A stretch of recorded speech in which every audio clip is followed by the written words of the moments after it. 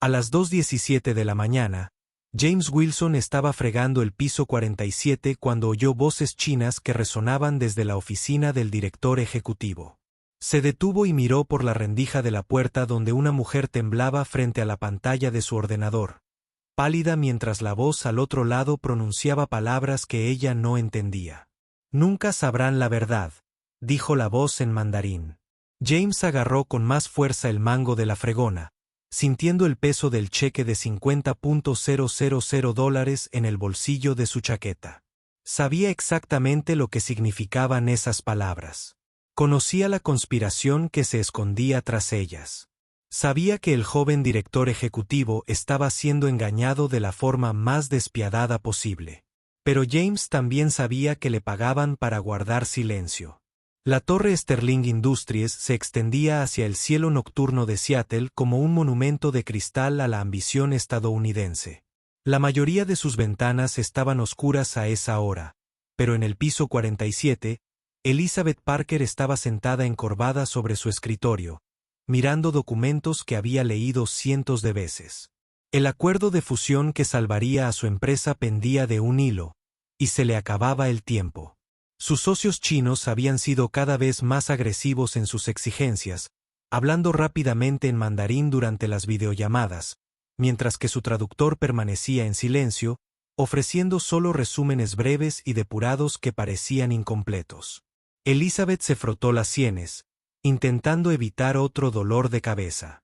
3,000 empleados dependían del cierre de este acuerdo. Sin él, Sterling Industries quebraría en 6 meses, y todos, desde la sala de correo hasta la oficina ejecutiva, se quedarían sin trabajo. No pasó inadvertida la ironía de que ella, que se enorgullecía de estar preparada para todo, estuviera completamente indefensa a la hora de comprender el idioma que determinaría el destino de su empresa. En el sótano del edificio, James Wilson comenzaba su turno.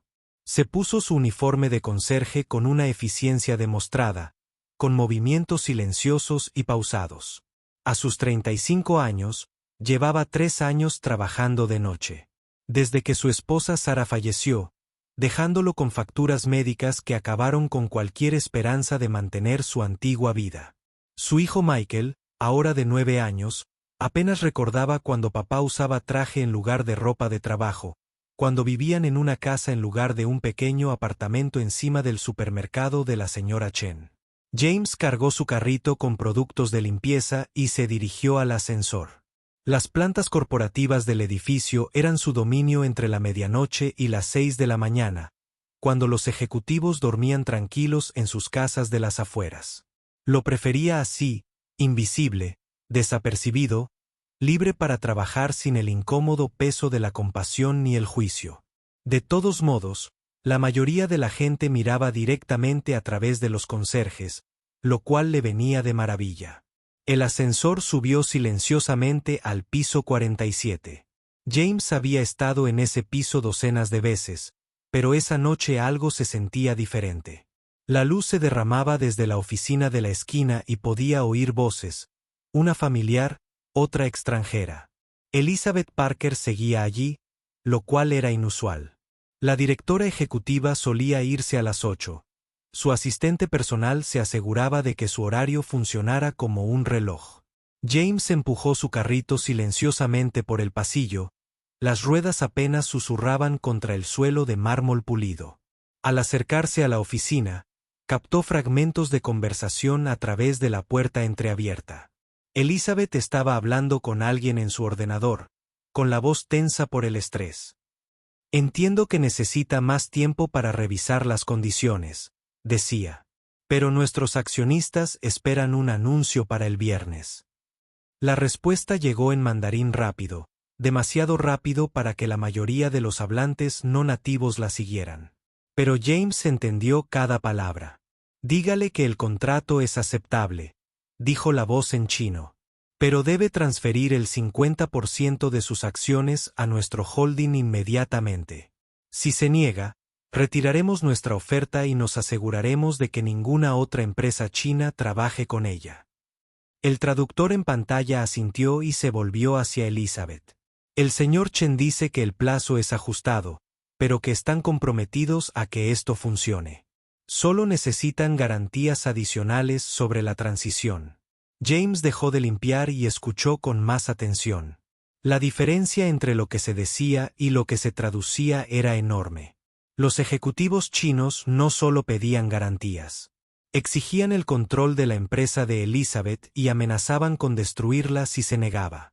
Y ella no tenía ni idea. Observó a través de la rendija cómo los hombros de Elizabeth se relajaban aliviados. «Gracias», le dijo al traductor. «Por favor, dígale al señor Chen que agradezco su flexibilidad. Haré que mis abogados preparen la documentación adicional que mencionó». El traductor sonrió y habló en chino. «Ella está de acuerdo con todo. Está completamente indefensa sin nosotros». James sintió un nudo en el pecho. Había visto esa mirada de desesperada esperanza en el rostro de Elizabeth antes, en el espejo, durante esos últimos meses, cuando Sarah se estaba muriendo, y estaba dispuesto a creerle a cualquier médico que prometiera un milagro. La diferencia era que la fe de Elizabeth estaba fuera de lugar y él era el único que lo sabía. El cheque en su bolsillo. Parecía arderle las costillas. Un pago de $50,000 por proporcionar información sobre las comunicaciones internas de Sterling Industries. El consorcio chino lo había contactado hacía 6 meses, no porque conocieran sus antecedentes, sino porque necesitaban a alguien con acceso al edificio que pudiera entender su idioma. Habían investigado a fondo. Sabían de los tratamientos médicos en curso de Michael, de su deuda y de cuánto dinero costaría comprar su silencio. James había aceptado el trabajo porque no tenía otra opción. Michael necesitaba una operación por una afección cardíaca que el seguro no cubría por completo, y las facturas médicas ya los estaban ahogando. $50,000 pagarían la operación y les darían un respiro por primera vez en años. Solo tenía que escuchar las conversaciones e informar sobre la postura negociadora de Sterling Industries. La posición negociadora de Sterling en la industria. Pero ver a Elizabeth creerse una mentira tras otra. Ver su genuina preocupación por el bienestar de sus empleados le hacía sentir que el dinero estaba sucio en sus manos. Los ejecutivos chinos no solo planeaban comprar su empresa. Planeaban vaciarla, vender las divisiones rentables y dejar a miles de personas sin trabajo. Y estaban usando su compasión en su contra, sabiendo que aceptaría cualquier cosa que pareciera proteger a sus trabajadores. La videollamada terminó y Elizabeth se desplomó en su silla. Tomó una foto enmarcada de su escritorio, una foto de ella con el equipo directivo de Sterling Industries en el picnic de la empresa del año pasado. 3,000 rostros, 3,000 familias, 3,000 personas que confiaron en ella para tomar las decisiones correctas. Dejó la foto y hundió la cara entre las manos. James empujó su carrito frente a su oficina y continuó por el pasillo, con la mente acelerada. Lo inteligente sería seguir con el plan original, recopilar su información, quedarse con su dinero y dejar que las cosas se descontrolaran. Elizabeth Parker no era nada para él. Solo otra ejecutiva adinerada que había tomado malas decisiones. Pero algo en sus lágrimas, en la forma en que susurró "lo siento" a la fotografía, le recordó incómodamente a su propia madre. Pensó en Michael, dormido en su pequeño apartamento, confiando en que su padre se encargaría de todo.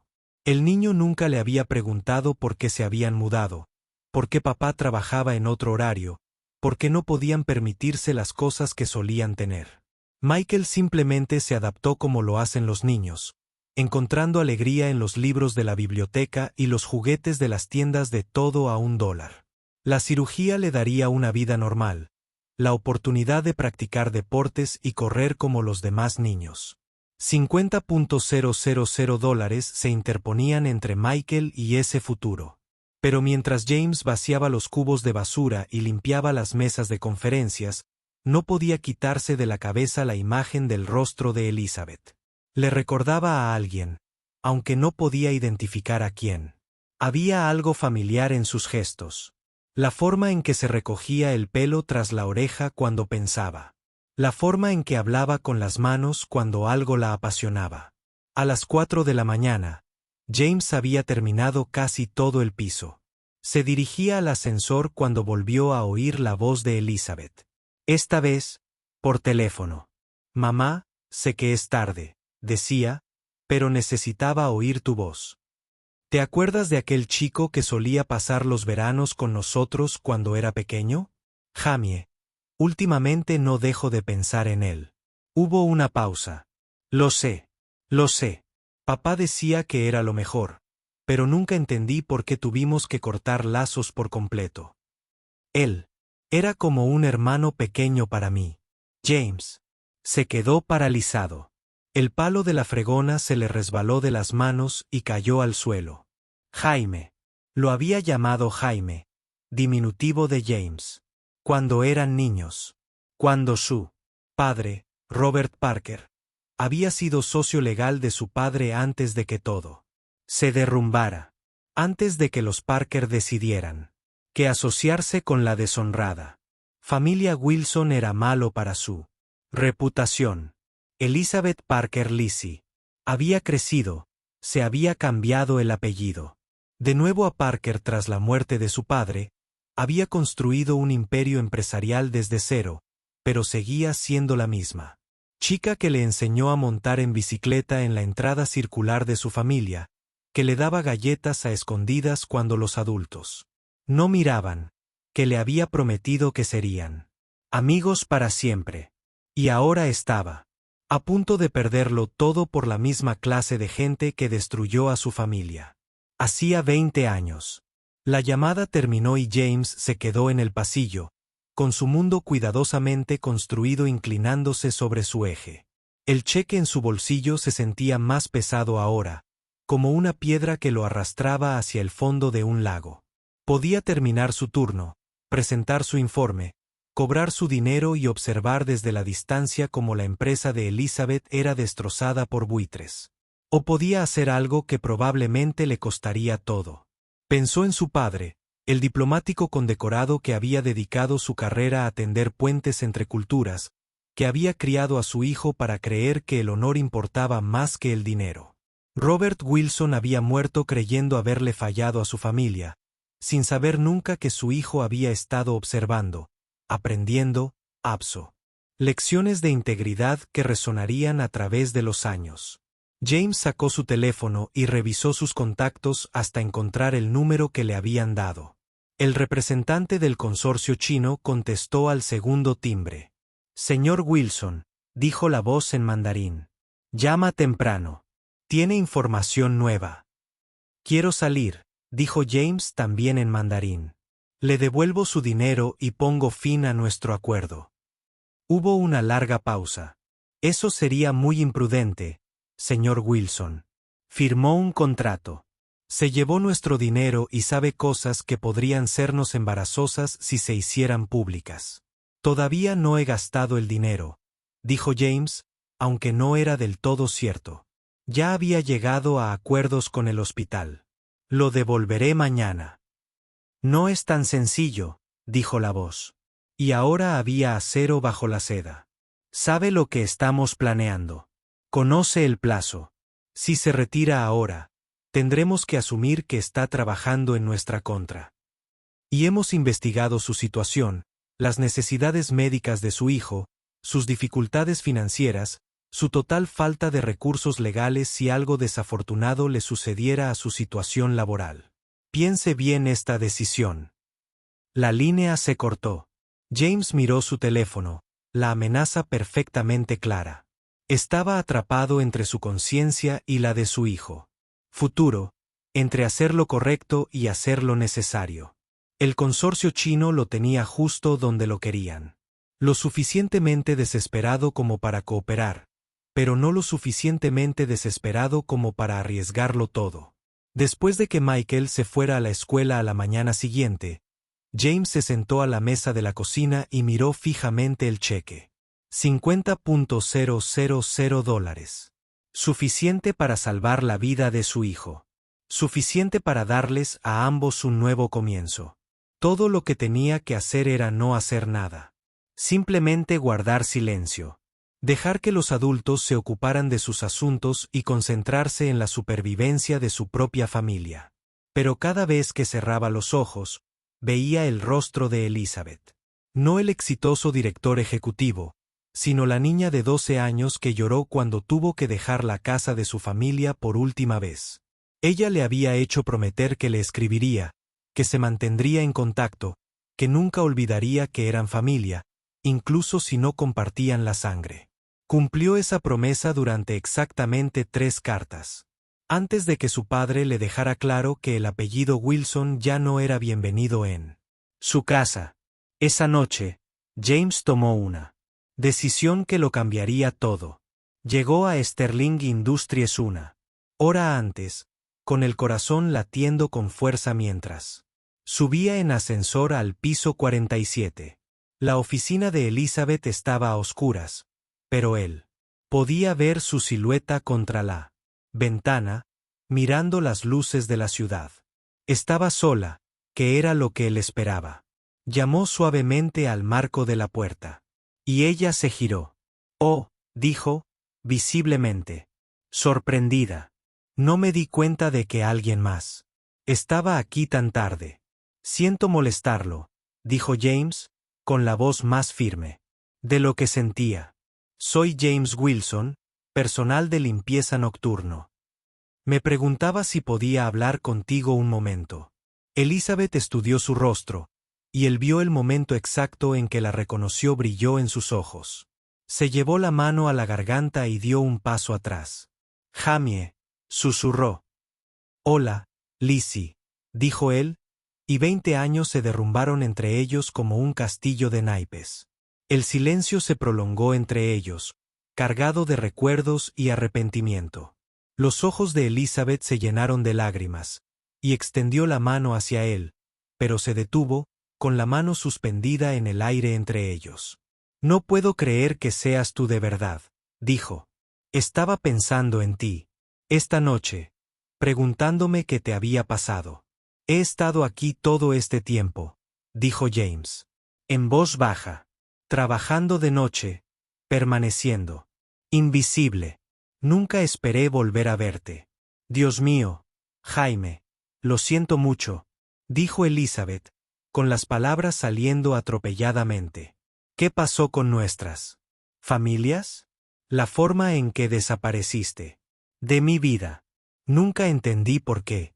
«Yo sé por qué», interrumpió James. «Tu padre dejó su postura muy clara. El apellido Wilson era tóxico, y relacionarse con nosotros dañaría la reputación de tu familia». No se equivocaba. Elizabeth negó con la cabeza. «Así no se suponía que fuera. Eras mi mejor amigo, prácticamente mi hermano. Les rogué a mis padres que me dejaran escribirte, visitarte, hacer algo.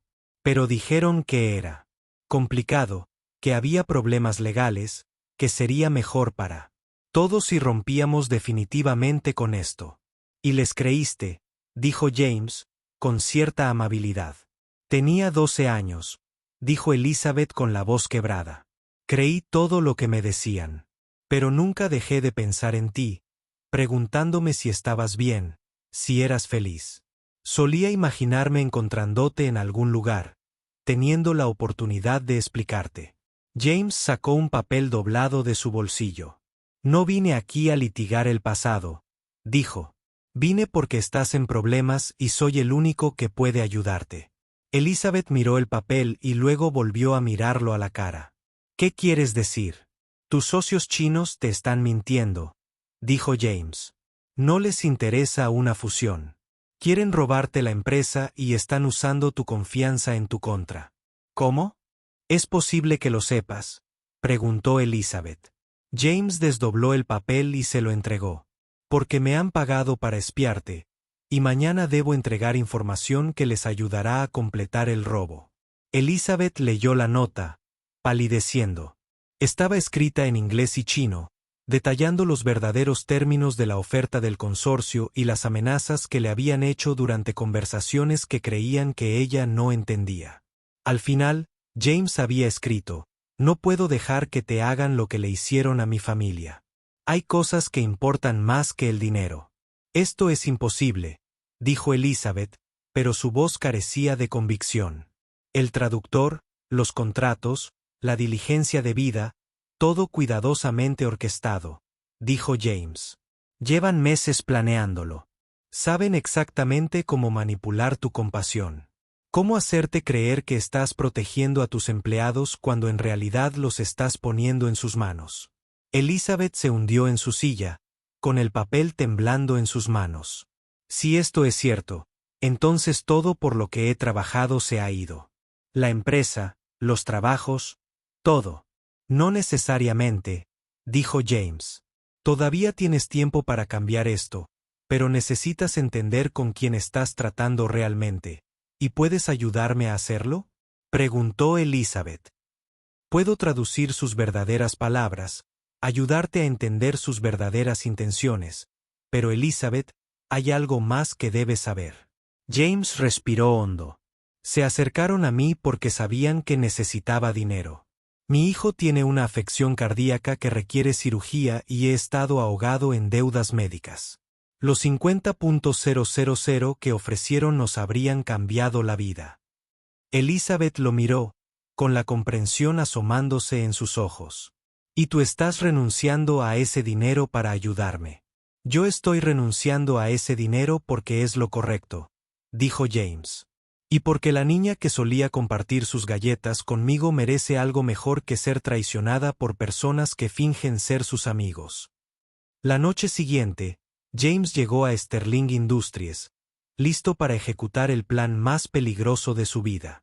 Convenció a Elizabeth para que le permitiera escuchar la última videoconferencia, oculta en la habitación contigua, donde podía traducir las verdaderas palabras de los ejecutivos chinos a través de un discreto auricular.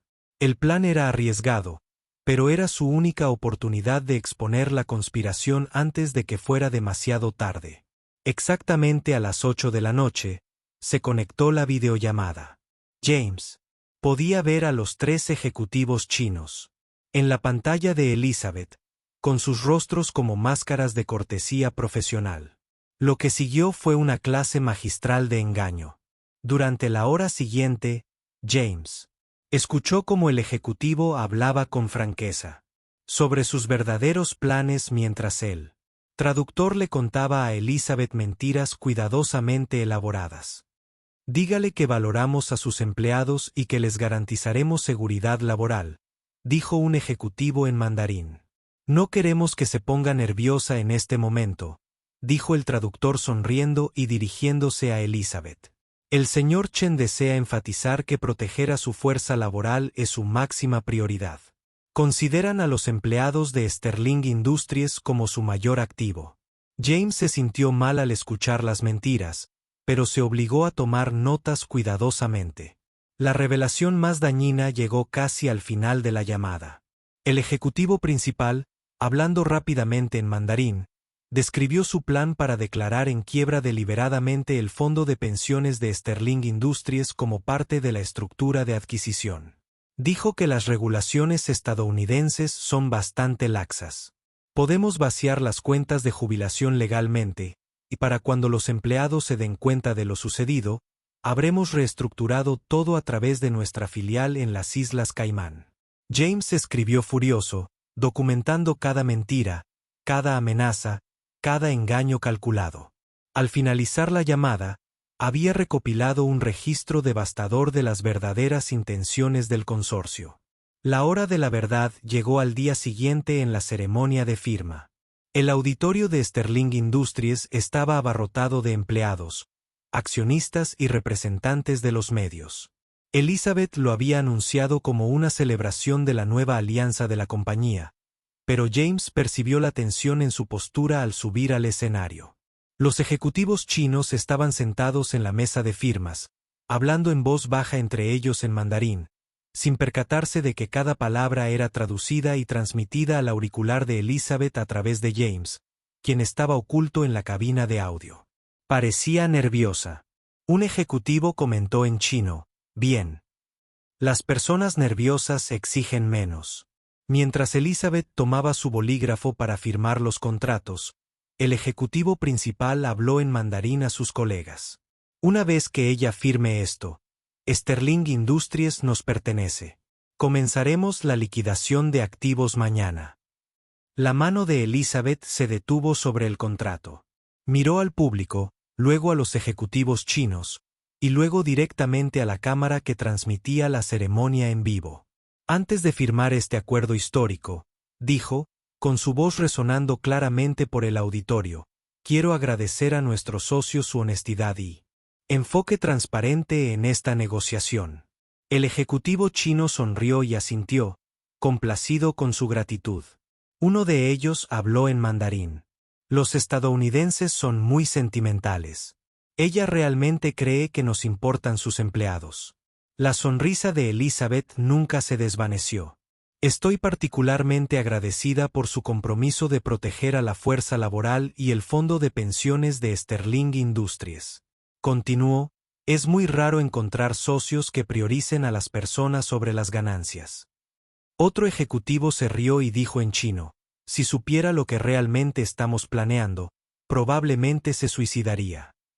Elizabeth se levantó de la mesa de firmas, todavía sonriendo. Ya sabes, dijo con tono informal. Siempre me he arrepentido de no haber aprendido mandarín. Es un idioma tan hermoso y siento que me pierdo mucho cuando no entiendo lo que la gente dice. Los ejecutivos chinos intercambiaron miradas, repentinamente menos cómodos. Elizabeth se alejó de la mesa de firmas y se dirigió al público. Por ejemplo, cuando acabas de decir que una vez que firme este contrato, Sterling Industries te pertenecerá y que mañana comenzarás a liquidar activos. Ese es el tipo de cosas que podrían perderse en la traducción. El auditorio estalló. Los empleados se quedaron sin aliento. Los accionistas comenzaron a gritar preguntas. Y los representantes de los medios se apresuraron a buscar sus cámaras. El ejecutivo chino se quedó paralizado, con el rostro pálido por la sorpresa. Elizabeth continuó, su voz ganando fuerza.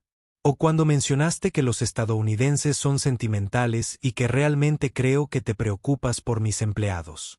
Esa es otra cosa interesante. Observación cultural que podría no aparecer en el registro oficial.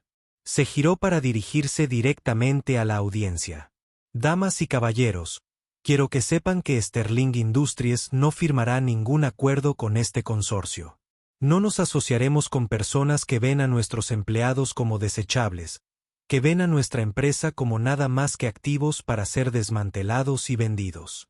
Los ejecutivos chinos recogían sus papeles, preparándose para irse. Elizabeth miró hacia la cabina de audio donde James estaba escondido. Hace 20 años, perdí a mi mejor amigo por decisiones de adultos que ninguno de los dos entendía. Pensé que no lo volvería a ver. Pero la vida tiene una forma de reencontrar a las personas cuando más las necesitas. Miró directamente a la cabina. James Wilson, ¿podría salir, por favor?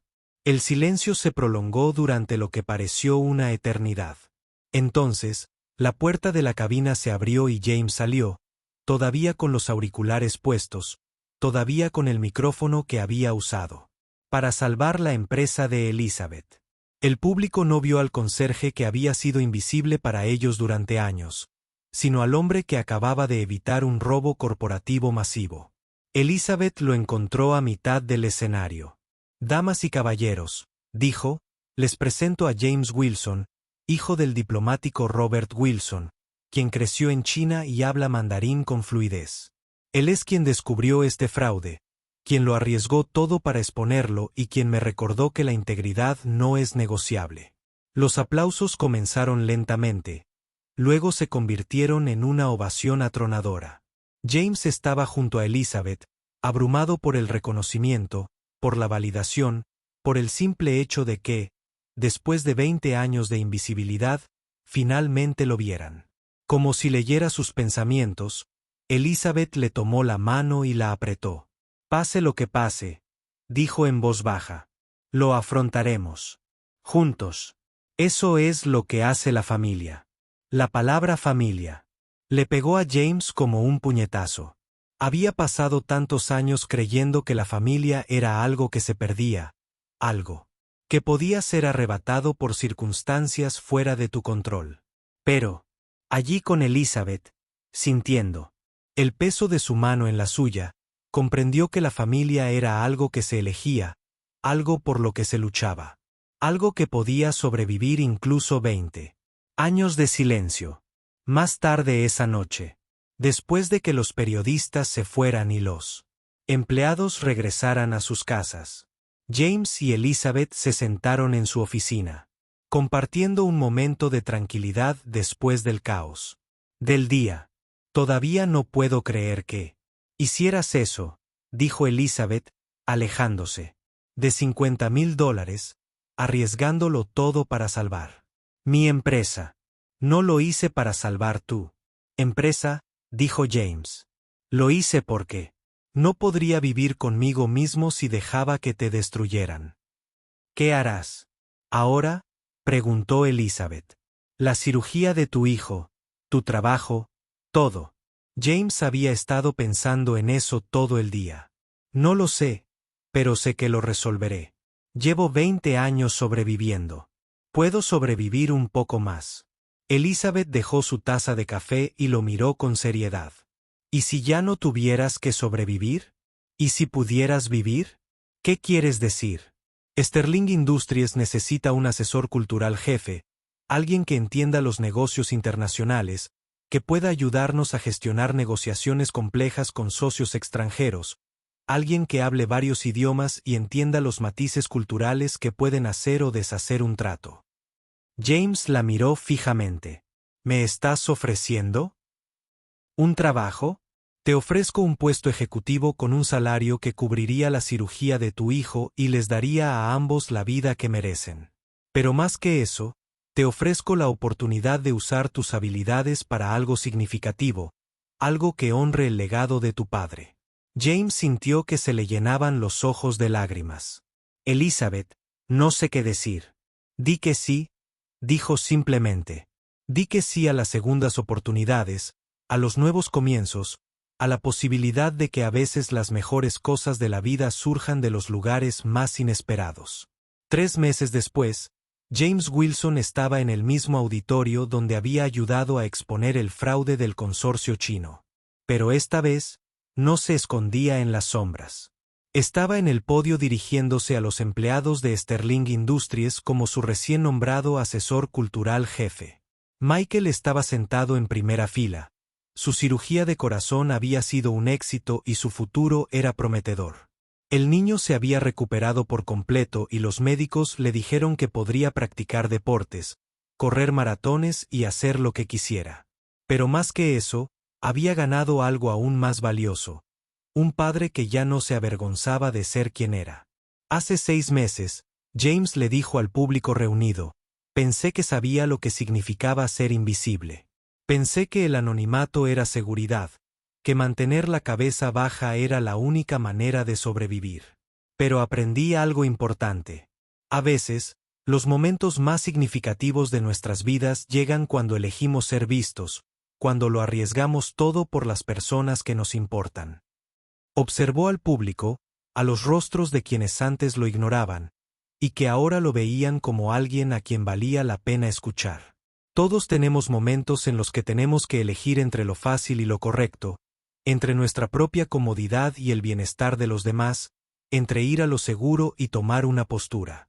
Elizabeth observaba desde un lado del escenario, con los ojos brillantes de orgullo. La compañía no solo había sobrevivido al intento de adquisición, sino que había prosperado con varias nuevas alianzas internacionales basadas en la confianza y la transparencia. Los medios de comunicación lo habían calificado como el cambio milagroso. Pero Elizabeth sabía la verdad. Era el poder de hacer lo correcto, incluso cuando te costaba todo. Los ejecutivos chinos que intentaron robarnos la empresa creían entender el mundo empresarial estadounidense, continuó James. Pensaban que éramos débiles, sentimentales, fáciles de manipular. Se equivocaban, no porque seamos más fuertes de lo que imaginaban, sino porque estamos conectados entre nosotros de maneras que no podían comprender. Hizo una pausa y miró directamente a Michael. Mi hijo me preguntó hace poco qué había aprendido de todo esto. Y le dije que a veces las conversaciones más importantes ocurren en idiomas que no hablamos, en momentos inesperados con personas que creíamos haber perdido para siempre. James bajó del podio y se acercó a Elizabeth. Pero lo más importante es que aprendí que la familia no se trata de sangre, circunstancias ni errores. Se trata de la decisión de apoyarnos mutuamente, incluso cuando es difícil, incluso cuando nos cuesta todo lo que creemos querer. Elizabeth sonrió y le tomó la mano. Especialmente entonces, dijo mientras los aplausos llenaban el auditorio, James Wilson comprendió que su historia no trataba realmente de exponer un fraude corporativo ni de salvar una empresa. Se trataba del momento en que un hombre invisible decidió ser visto. Cuando un conserje se convirtió en héroe, cuando una amistad perdida encontró el camino a casa después de 20 años de silencio. El título que eventualmente definiría su historia.